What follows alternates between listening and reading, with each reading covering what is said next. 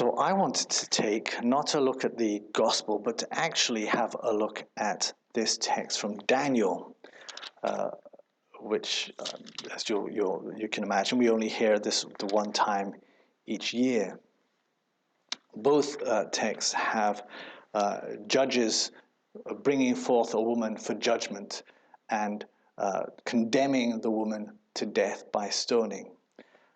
In the gospel, they're asking Jesus if he should, to trap him, whether she should be stoned or not. But let's just take a look at Susanna, shall we? Who is Susanna? What do we hear about her? We hear that she is a woman of great beauty and that she is God-fearing. She is chaste and pious. She has faith.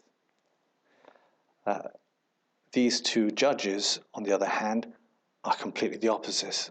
We hear a kind of condemnation from the Lord. Wickedness has come to Babylon through the elders and judges posing as guide to the people. These two men, as we've heard, wanted to have their wicked way with her. So there's something in this that teaches us and helps us with regard to this season of Lent, the season of prayer, fasting, and almsgiving, where we deny ourselves and we move towards God and to our neighbor. These men have seen the beauty of Susanna, and they do not seek to guard their virtue as they should. The Lord gives them an out. They go to the house, they're there all the time, and they every day they watch her as she takes a walk. And how should they act? They throw reason aside. First of all, they don't think. They don't think of the consequences of their action. They're throwing all common sense out of the window, making no effort to turn their eyes to heaven and forgetting its demands of virtue. They don't take any guard. They don't take any stance against this temptation they're faced. They're faced with a beautiful woman. And what should we do when we're faced with these kind of temptations? Here, it's clear to turn their eyes to heaven, to not look. You know, our eyes can draw us to look at stuff that we shouldn't look at. And it's clear that there are things that we should not look at. And so one of the ancient practices of the church, and actually you can see it here already in the book of Daniel, it's called custody of the eyes. When we see someone good-looking, someone beautiful, and the eyes desire to look, to take it all in. And often that taking it all in goes a little further than just taking it all in. The mind actually goes a little further and wants to develop what it sees and to perhaps undress that person that we're looking at. This need not be actually somebody physically that we can see, but also we can talk about this when we look at the internet, movies, cinema, all these sort of things. We can look, and actually there are some things we should not be looking at. This is where we start to fall into the sin of lust, the sin that these men have fallen into. And I say that it relates to Lent because in Lent, one of the things we do is we fast, we deny ourselves, we say no to the passions that we have, the passion that says, feed me, let me look, let me see more. And so, like these men, they wanted to see more, and so they kept looking. And when we fast, when we deny ourselves, when we use custody of the eyes, we're saying, I know there's something there that looks nice. I know there's something there that would feed my passions. I want to eat, I want to look, I want to have whatever it is. But I'm going to say no to that. I'm saying no, I'm not going to look. I'm not going to feed on that, whatever that is. And so I say no. And it might not be something that is bad, that is a sin, but it might just be something that maybe I like a bit too much, and maybe, or just like, and will say, Lord, for your sake, during Lent, I will say no to this.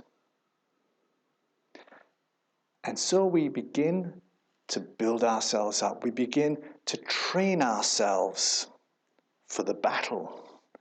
As we say no, we get used to saying no to the things that the body craves, that the passions cry out for. We get used to saying no. We get used to saying no, and this builds up our strength to say no to sin. But we don't do it by ourselves. Again, in this text, they threw reason aside, making no effort to turn their eyes to heaven. Not only to look away, but to look to God for help, for strength in the battle. And so our training involves not only saying no, but also saying, please give help, give strength.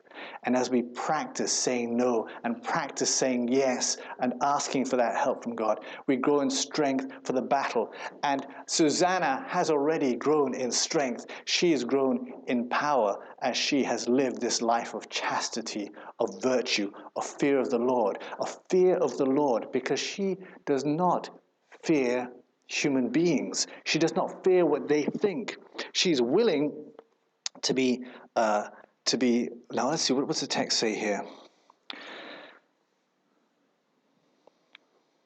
I'm trapped, she says, but I prefer to fall innocent into your power than to sin in the eyes of the Lord. She would rather be put to shame in the eyes of the people when these two judges judge her and condemn her for the sexual act she did not commit. She would rather be found guilty of something she did not do than actually commit that act.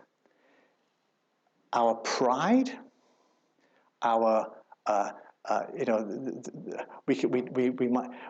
we fear what others might think, so we don't want to be disgraced in the eyes of other people. And so because we don't want to be disgraced in the eyes of the other people, that's our own pride, we will say yes to sin. Because we fear man more than we fear God. We fear disappointing other people more than disappointing God. We love other people more than we love God. We want to be liked by them more than by God. And so we fall into sin. We haven't resisted, we haven't been built up in strength before the Lord, as Susanna had. She had built herself up. And so when confronted with this stark contrast, you will either do what we want or you will die. She was not afraid of men. And so she would rather die than disobey God. We have a bit more difficulty with that. We need a lot more training to be able to live that sort of life of virtue that Susanna lived. And so this is where Lent helps us, where we begin to say no to things. As I said, maybe things that are not sinful, but certainly things that are sinful, with the passion. And this is, we have these two men. They're bound by lust. And, the body is something we're seeing all the time on TV, on media. And we have to start saying no. Start averting our eyes, turning the channel, looking at something else. And asking God at the same time to give us strength to do that. To say no to the passions, no to what the body craves. And yes to virtue. As we do this daily, day in, day out, we are training ourselves for war, spiritual war, so that we can conquer the enemy's attacks be unafraid of men, and live for God.